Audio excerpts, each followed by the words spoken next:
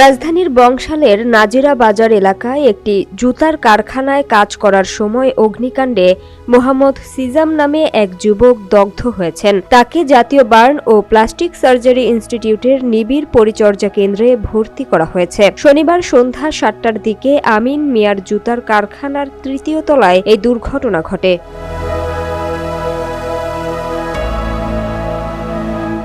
জাতীয় বার্ন ও plastic surgery ইনস্টিটিউটের আবাসিক চিকিৎসক ডাক্তার শাওন বিন রহমান বিষয়টি নিশ্চিত করেছেন। তিনি জানান, সন্ধ্যা ৭:৩০টার দিকে সিজাম নামের ওই যুবককে শরীরের ৩৫% দগ্ধ অবস্থায় হাসপাতালে আনা হয়। তার শারীরিক অবস্থা আশঙ্কাজনক হওয়ায় প্রাথমিক চিকিৎসা শেষে তাকে হাসপাতালের নিবিড় পরিচর্যা কেন্দ্রে স্থানান্তর করা হয়েছে।